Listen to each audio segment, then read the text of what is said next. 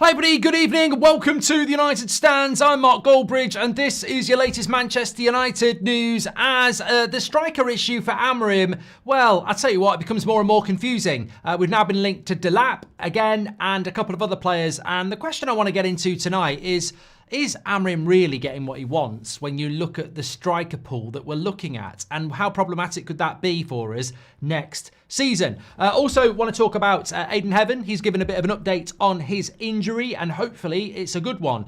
We've also got another update coming out about Jadon Sancho and Chelsea. They're still desperate to send him back apparently, but they will have to pay. We'll talk about that, and also a little bit of a told you so. Look at what's broke this afternoon around Andre Onana, and look at what we said this morning that we'd been told and now other people are putting out there. So looks like Onana is going to be under some pressure. Is that a good thing or a bad thing? We'll talk about that as well. A few other things I want to bring in because it's the international break, get a few debates going. That's what we like to do. And of course, anything you want to discuss, let us know. Get involved in the chat. But before we get into all of that, don't forget that we are sponsored by Boohoo Man on the show, which means we've got a little bit of Man United trivia coming your way. But you can get 10% off with the code Goldbridge by scanning the QR code or going through the link in the description. That's on top of any website discounts they've got already. So if they had for like 60% off, you can use the 10% on top of that by using the code Goldbridge. Delivered to your door, loads of clothing. You can get jumpers, you can get gym wear, you can get Netflix and chill wear. You can get it all. You can get underwear, you can get coats, you can get absolutely everything delivered to your door. Boohooman.com with an extra 10% with that code Goldbridge. Check it out. And a bit of Man United trivia to check out. Can you tell me which player I'm talking about? I was born on 13th of May 1993 in Belgium, which means he's Belgian. I made my professional debut for Anderlecht at just 16 years of age. In 2017, I joined Manchester United for 75 million. I saw him when he was playing for Anderlecht at 16. I mean, he didn't look 16. I mean, he obviously was 16, but I'm just saying he's a big lad. I won the Serie A title with Inter Milan in 2021, and I am Belgium's all-time leading goal scorer. Of course, it is the one and only Romelu Lukaku. Check out Boohoo Man. Big thank you to them. Links in the description. Scan the QR code. Lots of clothes you can get delivered to your door, and use that code Goldbridge to get an extra 10% off. Thank you very much to Boohoo Man. Loans, cheaps and freebies for 2 more years, says Keel Robinson. Thank you very much for that. Well, look, let's start off first of all with a bit of an update that's coming from Chris Wheeler in the Daily Mail tonight. And he says that Hugo Ekitike and Liam Delap are admired by Manchester United and are 2 names among a list of forwards being monitored ahead of the summer. Please talk about Heaven, Mark. We will talk about Heaven in a moment, but I want to, patience is a virtue, and we've got a lot to talk about tonight. Well, look, I know Beth was talking about Ekitike earlier. 22 years of age, not obviously, but 22 years of age, 6'3". We were looking at him before. He was at PSG. He was at Reims when we were looking at him. Went to PSG, now at Eintracht Frankfurt. I think that the thing about him is he's never really been massively prolific until this season. Considering he'll be 23 in the summer, this is his best ever season with 13 goals in 25 games. Before that, he'd had 4 in 14 and alone. At PSG, he only scored 3 goals in his entire time there. And at Reims, he scored 10 in 26. So never really been that prolific. Still considered to be quite young, but I don't know. And then you look at Delap again. So Delap's being linked to Manchester United again. And again, I just double check on this one. So Delap is... Look, the point is we're going to sign a striker. I think we're going to sign a striker. But Liam Delap is 22. Just 22. And in the Premier League, he has scored goals for Ipswich. We've seen that this season. But both Ekitike and Liam Delap are 22. Gyökeres and Osimhen are 26. There's a big difference here. Gyökeres and Osimhen are scoring goals in the Champions League. Delap and Ekitike are scoring goals for Eintracht Frankfurt and Ipswich. There's a difference here. Now, I am a little bit confused as to what it is Amorim wants what it is the club wants and what it is we actually need. Because, hey ho, here we go. We can all talk about players that we want to come to the club, and we can all talk about transfers, and we can all say it's spin, but we are going to bring a striker in, and regardless of the names that we get linked to, and maybe tomorrow morning it will be, some other journalist saying that we want Jonathan David, and that wouldn't surprise me. But what I've been thinking for a while, and I wanted to mention here is, I don't for 1 minute doubt that Chris Wheeler might be right about Liam Delap. I don't dispute the fact that we might be looking at Osman and Gyökeres. But what I do query is, what is it that Amorim wants? Because there's a big difference between Liam Delap at 22 and Gyökeres at 27. And there's a big difference between Ekitike at 22 and Victor Osimhen at 27. They are different profiles of strikers at different levels of their journey. One of them is experienced and ready to go into their prime years, and one of them is at the start of their journey and needs developing. And we've already got that. We've already got that with Rasmus, and we've already got that with Obi Martin, developmental strikers. So what are we doing going for people like Liam Delap? What does that actually do? Who would be the starting striker? Would it be Rasmus? Would it be Obi Martin? Or would it be Delap? Because for me, they're all development players. I think we've all been talking about needing a striker, but what we've actually been talking about is needing an experienced striker. We wanted Harry Kane a few years ago. It was never going to happen, but we need an experienced striker. So I think that to me is the key. And that, to me, is what I'm a little bit confused about. And also, I'd love to know what you lot think, but in relation to this question, what do you think Amorim wants? What do you think Amorim wants? Because I think Amorim wants Gyökeres. And therefore, Amorim wants an experienced striker to come in, be ready, and also to help Rasmus and Obi Martin and Xerxes and Garnacho, because they're all young. I think it's not just about the striker. I think it's also about the number 10s. Xerxes young, Ahmad's young, Garnacho's young. So I actually think he wants an experienced striker who will, when Garnacho plays the wrong pass or Ahmad plays the wrong pass, says, "Oi, I'm the guy, play it into me." I think he wants an experienced striker because I can't understand why he'd want another inexperienced one. I think he wants an experienced striker. But I think what we've got here is a football club and a board which has been forgotten. It was all very much spoken about in the summer. Ten Hag has a say, but he doesn't have the say. Remember, Amorim will not have the say, he will have a say. I think Amorim is probably going, I want an experienced striker. And you've got people like Wilcox and Barada and maybe Brailsford and maybe whoever else is there going, yeah, we can't afford that. But we can get you a younger striker who might become the next Gyökeres in 3 or 4 years. And I think that's what we're doing here. I don't think we'll ever get that out of Amorim, by the way. I think Amorim will be happy with whatever he gets. But I do think it's worthwhile, and it's something I'd wanted to speak about in the international break anyway, and it sort of fell into our lap because of Delap and Ekitike and Osman and Gyökeres and Sesko stories. But I am confused because all these strikers we're being linked to, there is no running theme. And that's before you get into stylistically. Like, stylistically, they're all very different as well. But for me, the big thing is, they're very different on their journeys. There are experience and there is inexperience. How can a manager be so lax? How can Amorim just say, yeah, Delap, Gyökeres, doesn't matter to me. Ekitike, Osimhen, yeah, it doesn't matter. As long as they can play up front. Come on. There's a world of difference between these profiles. And we're looking at all of them. And are we looking at them all because we're sort of like going, we want one. We want one. And we don't know which one we're going to get. Delap is the only young striker that makes sense as he's Premier League proven. Glazers will hope for a cheaper price when Ipswich gets relegated, as Ross McRae. But you know what? In relation to Delap, I don't necessarily think he is an easy deal for Manchester United to do. I think that there will be other clubs looking at him. I can see him in a Newcastle shirt. I can see him in a Chelsea shirt.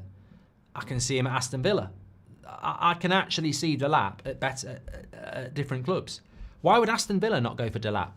British, Watkins is going to be 30, Duran's gone, plenty of game time if they're in Europe again. I can see Delap being wanted by a lot more clubs than Man United.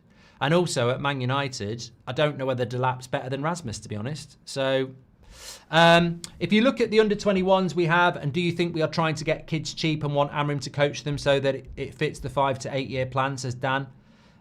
You know what? It depresses the shit out of me that we might be doing this for 5 to 8 years. It really does. I absolutely just cannot be arsed to wait another 5 years on a plan. I really don't. I think 10 years is enough. 15 years is a disgrace. Mate, do a 24 to 25, compare the 4 strikers, says Z is boss. Yeah, we could look at that. I mean, I'd like to probably wait till next week to do something like that, because I'd like to see just what happens. They're budgeting for not being in Europe, getting turned down, like you said, by proven strikers, says G. Rajaf says, I recently read reports saying Maresca plans on using Kenda as an inverted right winger. They already have Madueke and Palmer who can play on the right, and they signed Estibo and Kendry Paez. Strange decision, says Rajaf. Well, it's not the Chelsea stand, and we've got to move on. So, see you in Dublin, Mark, says John. And Dan O'Connell says, it depresses me too. Well, I'd like to circle back to that, but I think we've raised a good point there. The point being, what is it that Amorim wants? Because what is being pushed seems very, very different. And I don't understand how you can be wanting Gyökeres and Osimhen and also wanting Delap and Ekitike. There's just a huge difference there. Is it down to the board implementing what they want? Is it about price and longevity? Look, I'll be honest with you. I think Amorim wants an experienced striker. I want an experienced striker. I think a lot of you want an experienced striker. But think of it like this. If I'm the manager of Manchester United and I'm in the situation I'm in, and the board are saying we want to get Liam Delap at 22, he's got loads of potential, and I'm saying I want Gyökeres, and they're going, oh, please, please. I'm saying, no, I want Gyökeres because in the last 10 years, how many managers have you had? How patient has this country been, this media been, and this fan base been? I don't want players that are going to be good in a few years, because I don't believe I will be here if results continue this way. I need players now to start scoring and winning me games now. I don't need players that are going to be good in 2 or 3 years, because I won't be here. And you can tell me I will, but I'm sure you backed Ollie. I'm sure you backed Ten Hag. In fact, you did back Ten Hag. You gave him a new bloody contract and £300 million, and then you sacked him 3 months later. Football is fickle. Football is impatient. I need players for the now. I'm not going to buy into this, oh, it's fine, we'll back you. I don't think that exists in football. I really, really don't. So I think he'll want an experienced striker, but I just don't think they can deliver it. Double D, thank you very much for your super chat, says there is no easy deal for United. I cannot see how we're going to afford top players. I honestly think we'll be bargain hunting, which means young, upcoming players, which means the process will take longer. And also, the problem with young, unproven players is also, Amorim has spoken about this, the mentality block, the nerves at home. How is that going to suddenly change? Yeah, but I think the club are being honest. Marshall says a simple honesty will go a long way. The club should be selling the rumours of big players we can't get, and they shouldn't be selling that. Let the CEO come out and say to the fans, we can't get players like that. I think the CEO, in a way, Marshall, has been honest. He's just hidden it. You know, he's spoken about we can spend money even if we build a stadium, but then he followed it up with, we don't want to overspend on the football side. So I think we all know they don't want to spend money on the football side, and therefore you're going to go cheap. Experienced and cheap. Welcome to United, Mateta, says Andre Gomez. And Alex said, well, we won't get Mateta on the cheap. 40 million's not cheap, and I don't think we'd get him for 40 million anyway. 5 to 10 year plan, says Alex, yet Ruben was given a 2.5 year contract. The maths ain't mathing up. I think Ineos have no idea what they want the future to be, says Alex. I think they do. I think it's all about the stadium. That's what it's all about.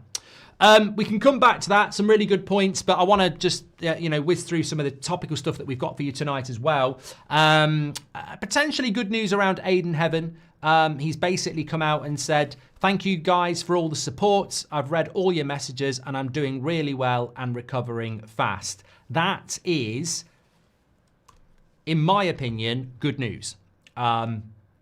It's speculative, but it's good news, because for him to be saying he's doing really well and he's recovering fast, it's only been, well, it's about exactly, I mean, it feels a lot longer, but he wasn't even injured 48, no, he was. Yeah, he was. 48 hours ago.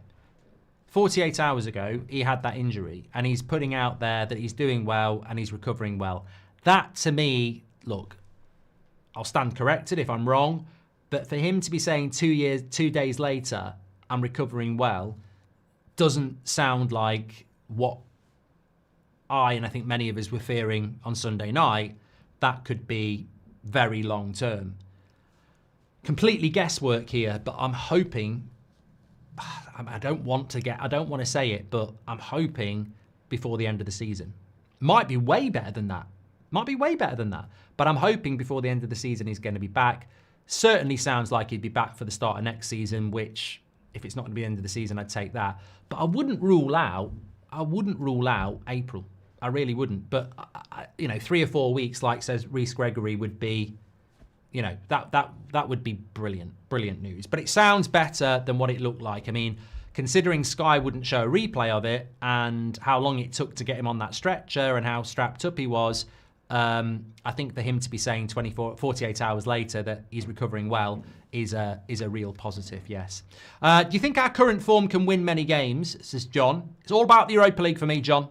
We've got a very tough run in the Premier League. Lots of difficult games. Bournemouth away, Brentford away, Villa away, Newcastle away, Forest away, Man City at home, Chelsea at home. Sorry, got Villa at home as well, Chelsea away. So we've got lots of difficult games in the Prem. But to me, it's all about the Europa League. That's what it's all about. Simply Red says, honestly, if we're smart, we'll sell Rasmus and Garnacho. Doesn't even make any sense, mate. Doesn't even make any sense. It would be stupid to sell Rasmus because we wouldn't get our money back. So it wouldn't be that smart, would it? City have a 30 million buyback clause on Delap and can see them activating that and selling him on for more, says Tom 1971. I don't think we'll get Delap. He reminds me of another player that Man City had a buyback clause on that we got linked to all the time and we never did it. It wasn't Sancho. Answers on a postcard. There was another player that Man City had a buyback on. I think he was in Europe. Oh, yeah, we never did the deal. The left back in Spain at Girona. I think he's still at Girona. Gutierrez. Yeah, I just felt that we were never going to do that deal because of the Man City stuff. No, Gutierrez is Real Madrid. Who am I thinking of? It's because it's Girona and Man City own them. I can't think who it is. Definitely a Man City player that we were sort of linked to. Gutierrez is Real Madrid, isn't he? Or is that Kubo? I get mixed up. Don't think it was Frimpong, no. It'll come to my mind at some time. Oh, I told you so. That's what I was going to talk about next. I do want to go back to that striker thing. I was really enjoying that. I told you so. So what's this all about? So, this morning, I was talking about how we'd had some good information about Onana from within the club, that Amorim would like to replace him. He's well liked at the club, but it's not Amorim's guy, and Amorim, like Pep, feels that in the modern day you need a really good goalkeeper, and Amorim doesn't feel that Onana is his guy, and would like to bring a goalkeeper in long term. Will the club back him on that? We'll have to wait and see. But this afternoon, another outlet, very, very similar story. Pete Hall, who's writes for Reuters, Sky, iPaper, Independent. Andre Onana, Manchester United are considering signing a new goalkeeper as part of their summer rebuild, whether that be as a potential number one or an understudy to Andre Onana. Onana is not concerned by the speculation he may be replaced. He feels he has the backing of Amorim, with whom he has a good relationship, and remains focused on helping Man United turn things around. I mean, that just strikes me as very coincidental, and I think that it fits in perfectly with what we were talking about this morning, even down to the fact that we might not buy a first-team goalkeeper. It might be a backup, sort of younger goalkeeper. So I think it makes a lot of sense. As for Amorim, as for Onana, not being concerned, I don't think Onana is concerned about anything, is he? But yet he is concerned.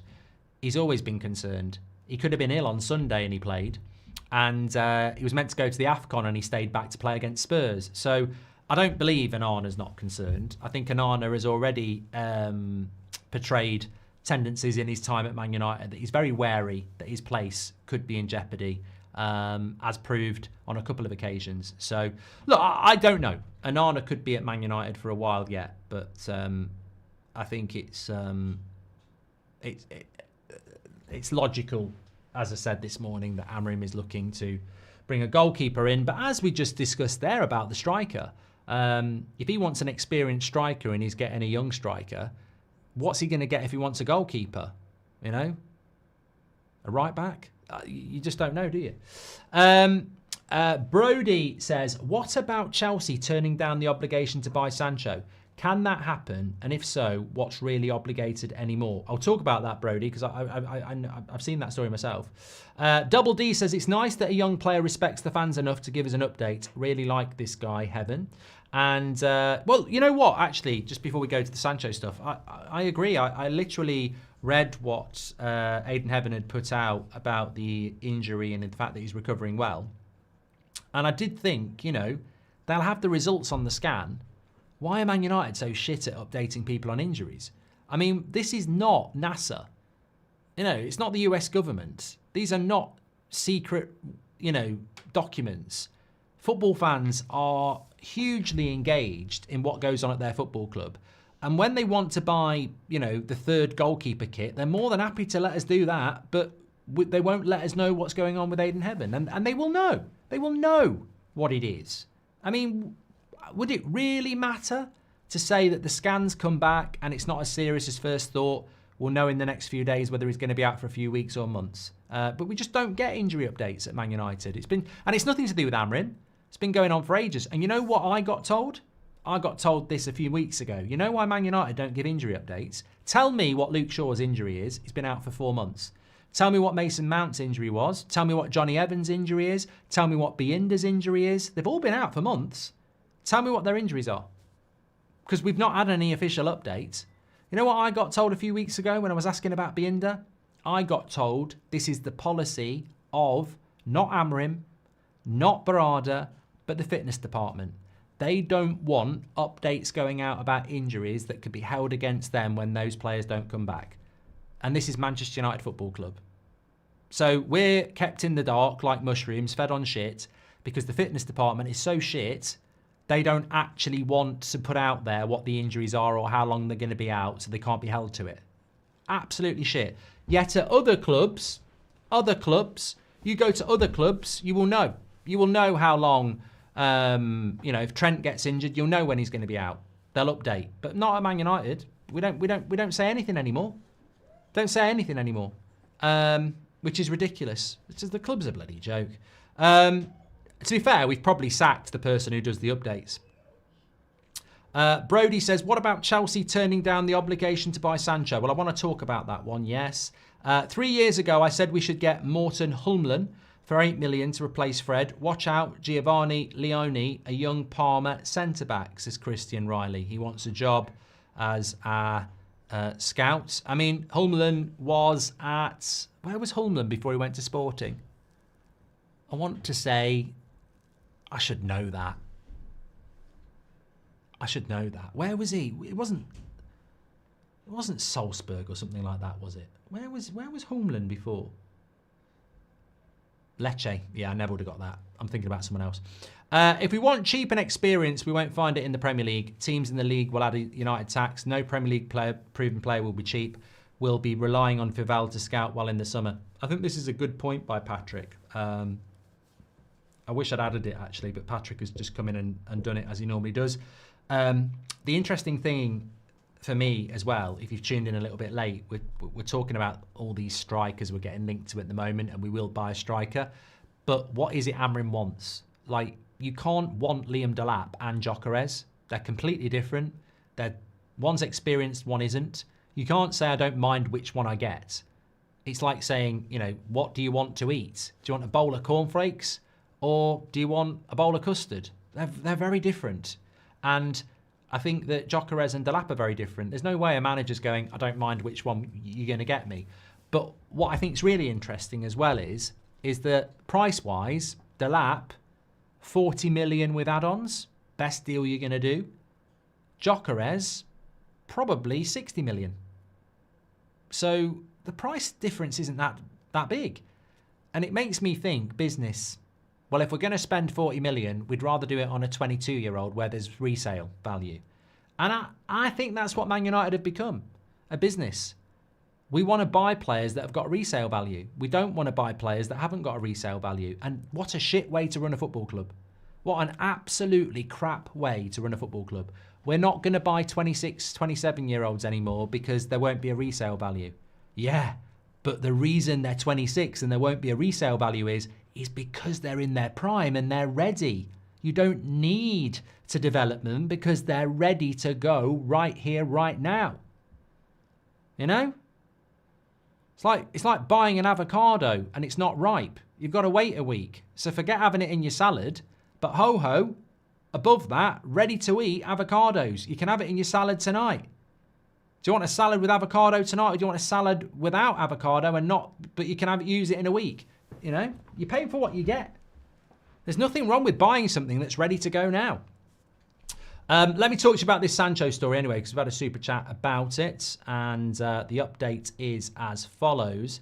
Manchester United, Chelsea are considering ripping up. This is also from Pete Hall. In iPaper says Chelsea are considering ripping up their 25 million agreement with Manchester United for Jadon Sancho this summer. They would have to pay a significant fee to get out of the deal. Manchester United do not want Jadon Sancho back and are planning for next season without him. Should he return, Ineos would want him to move on quickly to raise funds for Amorim's squad overhaul. So, look, I'm quite relaxed about this. I am. But I do sympathise with Chelsea, by the way. You could argue that they're a little bit stupid, but I do sympathise with Chelsea in the sense that the obligation to buy thing was probably very naive. Because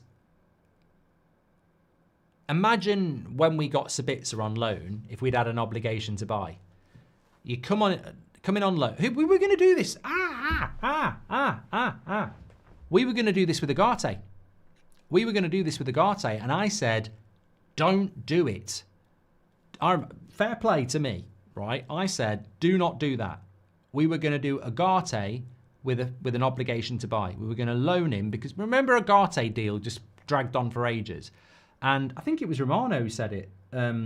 It got to a point where there was about a couple of weeks of the transfer window left and a story came out that Man United may do a loan with an obligation to buy so that they can get him.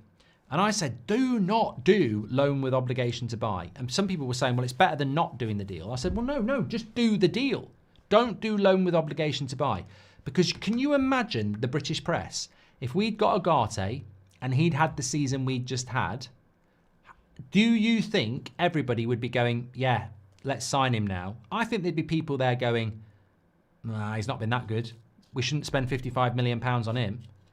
And that was my concern. I was like, if you bring a player in and he doesn't settle superbly, people will go, oh, we've seen him. He's not that. Yeah, I want a shiny new toy. And I think loan with obligation to buy is very, very dangerous.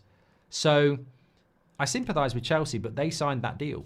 I think what Chelsea thought was going to happen is Jadon Sancho was going to go to Chelsea, into London, point to prove, freedom fighter, and for 25 million, he was going to be an absolute steal. And the reality is they've seen what we've seen. For some reason, he just can't do it. And they clearly don't want him anymore. So they're probably looking at it and going, well, we've got to give Man United 25 million, but is it better that we give them 15 million or 10 million or whatever it is and we send him back? What I'm trying to say is I don't think Chelsea are wrong to send him back and pay the fee if they really don't want him.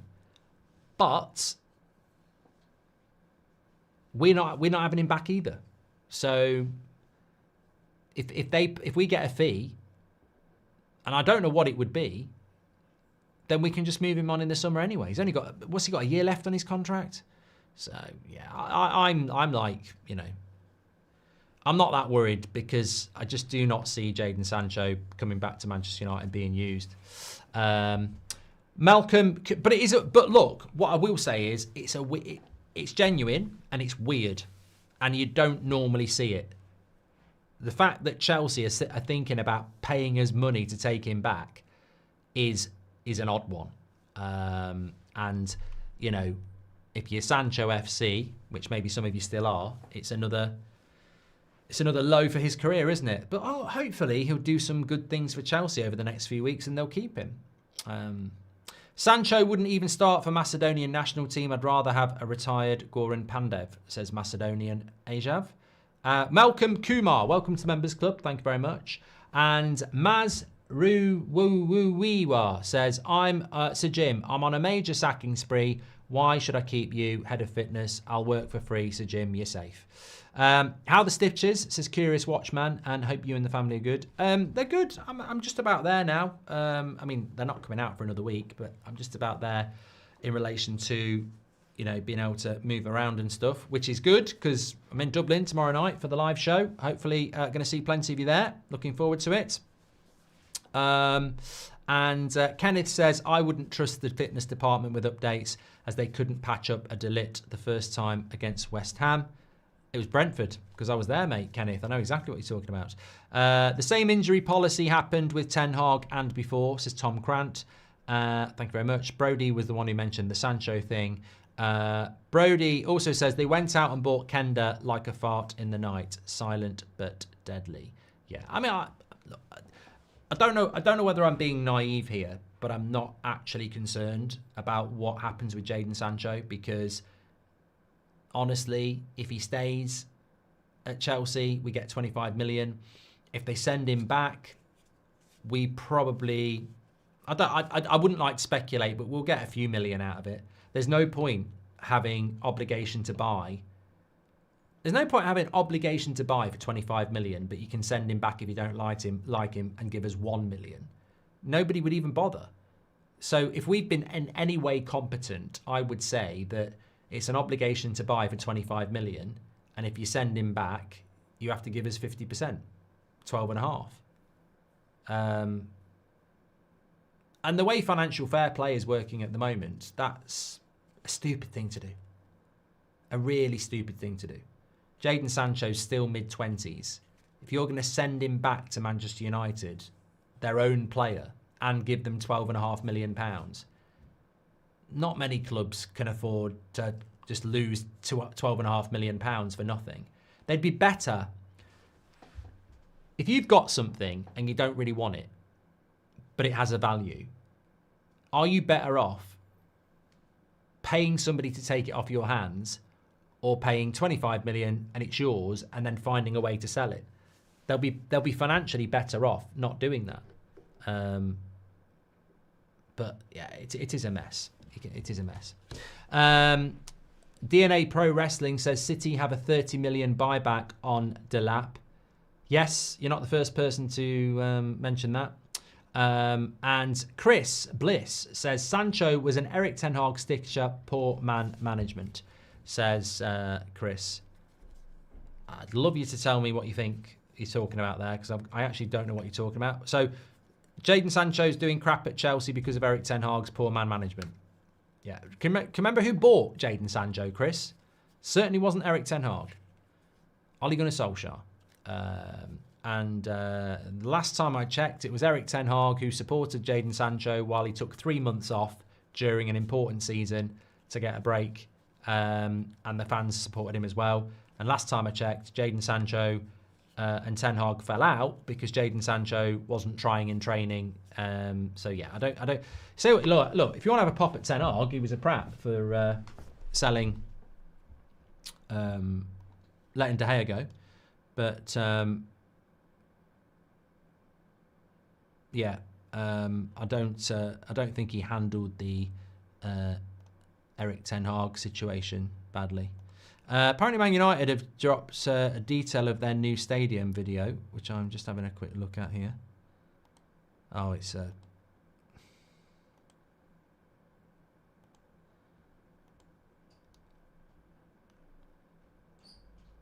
let's have a quick look at it.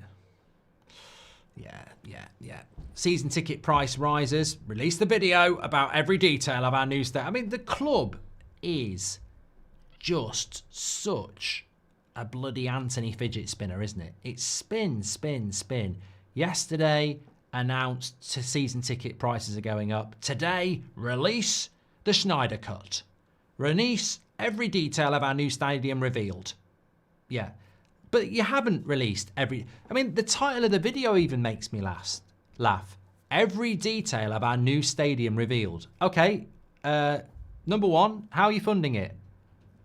Not on the video, is it? So you failed on that title straight away. Every detail of our new stadium revealed. How are you funding it? No, it's not in there. When will it be built? No, it's not in there.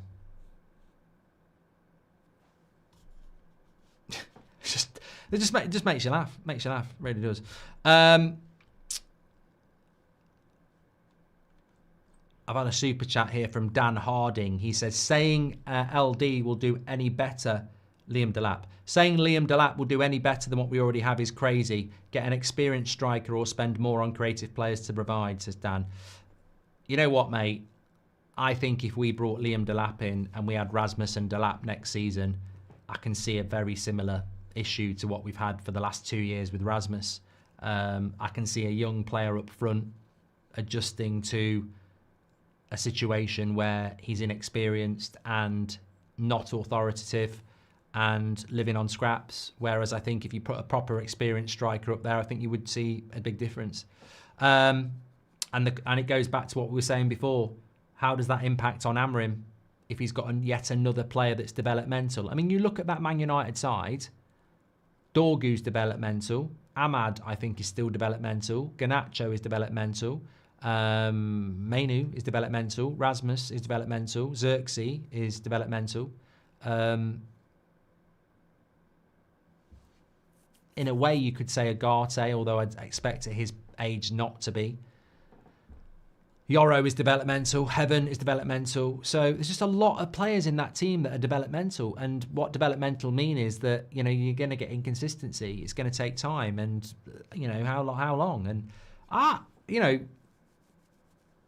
also, if you're Bruno Fernandes, who is 31 this year, you've got three years at the top before you start to drop.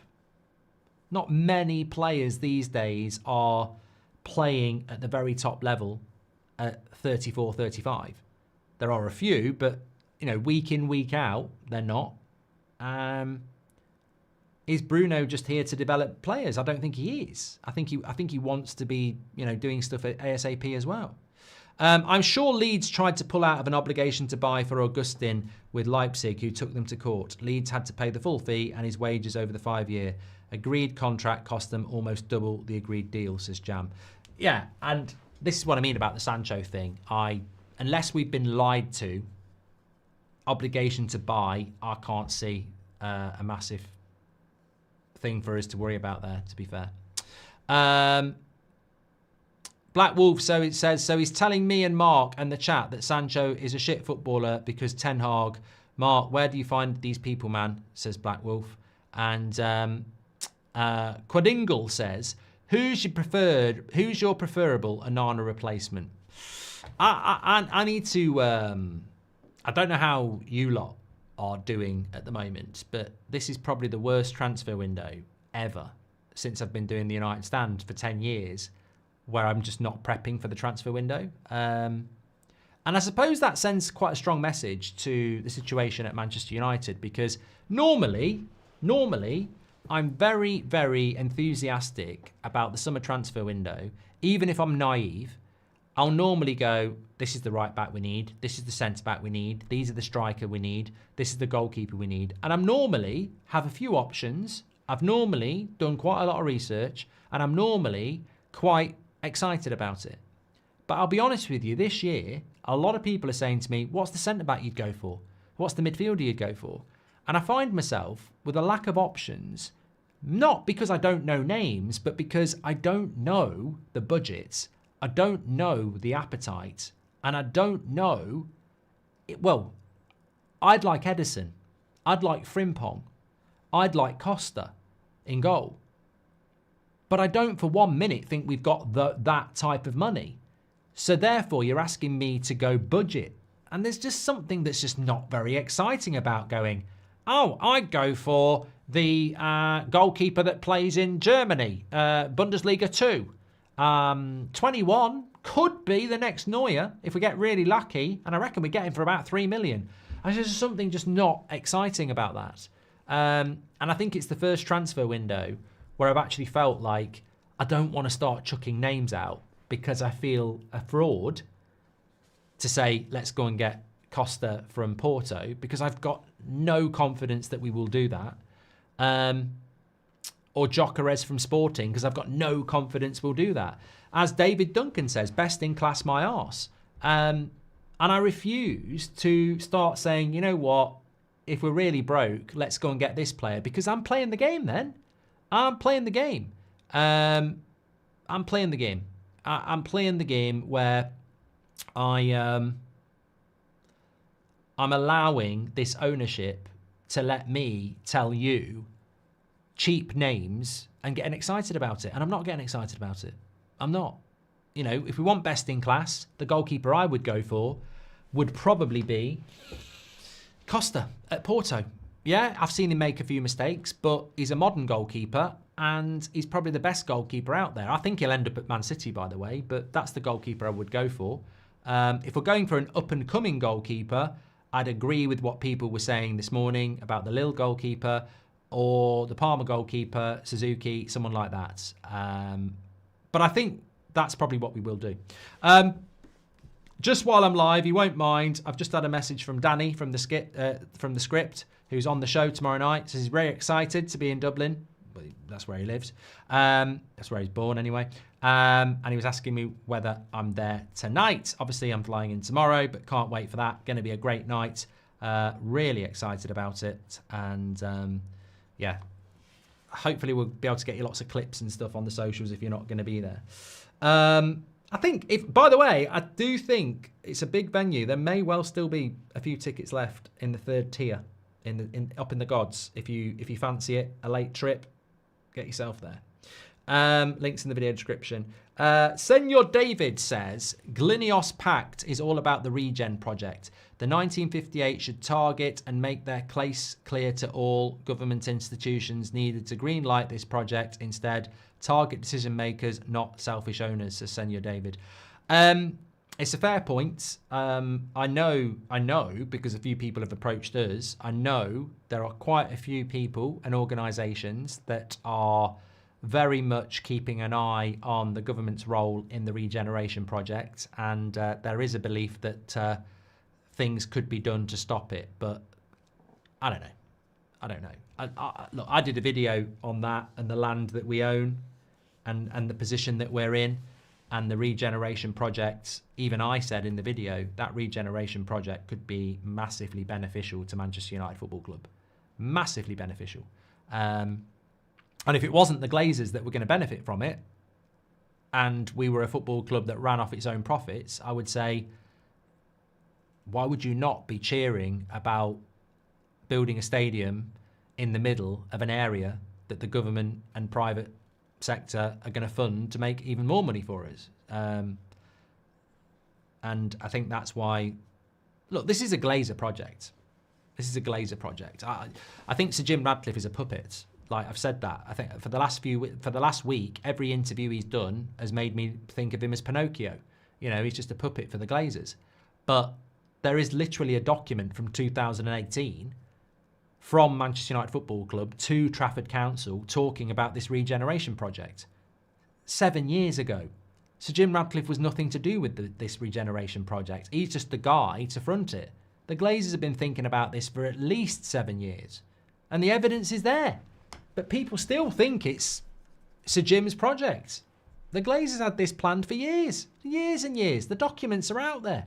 It's a Glazer project. And it's about making money. And I tell you what, if you're not a Man United fan and you're watching and you're getting pissed off, well, you know what? Welcome to our world. The Glazers paid nothing for Manchester United Football Club and made billions out of it. They're going to do it again. They're going to get a load of stuff done by somebody else that's going to make them rich. That regeneration project around the stadium is going to make them rich, and they won't pay for any of it. That's their plan. They've been planning this for probably a decade, certainly 7 years. And that regeneration project, they won't pay anything for it, and it's going to massively benefit them and Man United, and they won't pay anything for it. And you know what? All I'm going to sit here and say is I told you so. It's exactly what they did with Man United. They don't put their hand in the pocket, and they get rich off other people. Curious Watchmen, welcome to Members Club. Thank you very much. And Austin says, can you wish Caden a happy 17th birthday? Yes, I can. Happy birthday, Caden. Glinios,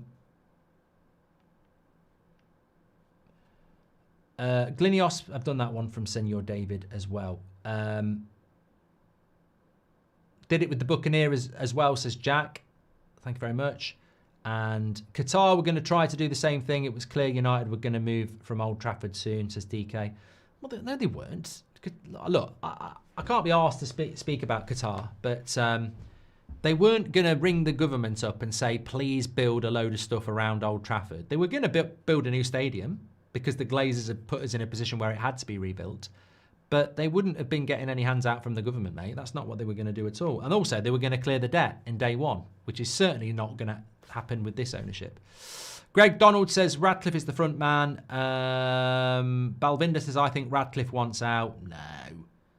He'll make a lot of money out of this, mate. He owns 28% of a football club that's going to be worth double in 5 years' time.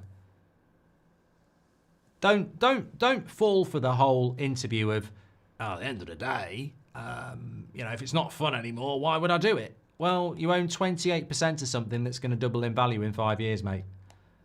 I don't think you're going to walk away from that. You're a bloody businessman. Don't fall for the spin. At the end of the day, if you're not nice to me, I might leave. Bollocks. Nonsense. Gyökeres was not an experienced striker when he went to Sporting, says Shane. What does that even mean? What does that even mean, Shane? He wasn't an experienced striker when he went to Sporting, yeah? So you're telling me we should have bought Gyökeres from Coventry? No, we want an Bloody hell.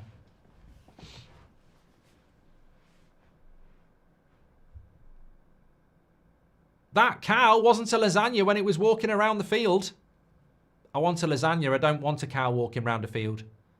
We want an experienced striker, mate. The definition of an experienced striker is that they are experienced. I can't speak. I'm trying to help you, Shane. So I think what you're trying to say is Gyökeres wasn't experienced when he went to Sporting, but he now is experienced.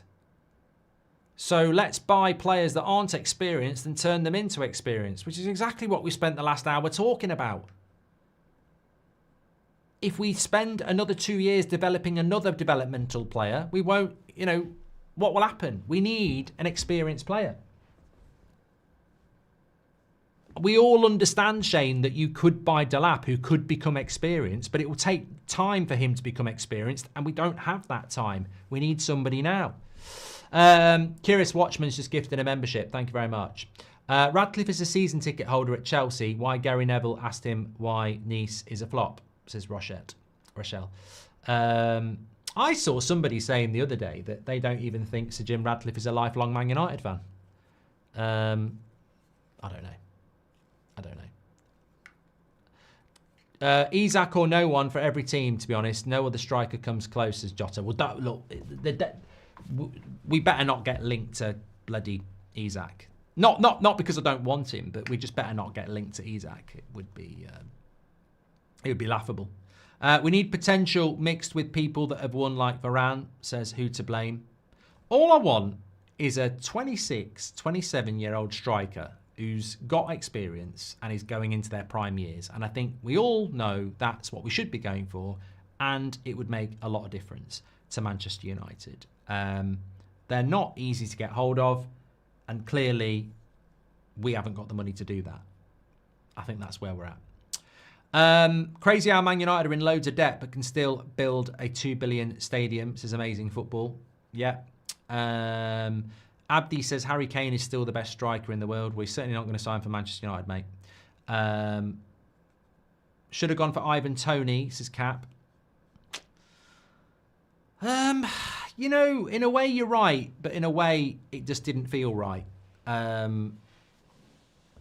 Look, Ivan Toney, I think Beth really wanted Ivan Toney to come to Man United, and a few of you did as well. And he did fit the profile as a 27-year-old Premier League proven striker, and he was a good one. But why did Chelsea, Arsenal, Spurs not go for him as well? Because of his ridiculous wage demands? Because of questions about his temperament? I mean, look, the guy decided at 27 to give up on his England career and earn money. Does that not say something about his temperament? He played in the Euros. And he's given up on that for money, which he can do. He's not the only one to do that. Everybody can. I mean, look at Duran. He's gone out there, hasn't he? So I don't know that Toney was the right person, actually. Experienced striker, but was it the right character to bring into the football club? I don't know. And as we know at Man United, we've brought in a few characters that weren't the right sort of characters. So I don't necessarily look at Toney and go, we made a mistake there. I think there's compelling evidence that we might not have made a mistake there. I'd love an Ollie Watkins at Man United. I think he'd be perfect. Even at 29. You need divine intervention, says Roadblock. Thank you very much. And Dottie says, keep dreaming, guys. We're skint. End of. And thank you, Dottie. And Who to Blame says, we need potential mixed with... I've done that one, haven't I? There I have. Okay, 9 o'clock. What a show tonight. I tell you what, I love these 8 o'clock shows in the international break. They always generate really good conversation and shame. But no, really, really do enjoy it. So thanks everyone who's tuned in. Appreciate that. Don't forget, tomorrow night we have got an 8 o'clock show. It won't be in Dublin. I will be in Dublin, but it won't be in Dublin. We'll have Terry's going to cover me tomorrow night, so get ready for that. But we have got content for you, and I will be on it tomorrow as well. Thanks everyone for watching. Make sure you smash a like on the video and subscribe, and let's see what tomorrow brings. But it is interesting. It is interesting about the striker, because we may not know who the striker's going to be yet, but the distinct difference between the people that we're looking at doesn't fill me with confidence. Take care. Speak to you all in a bit.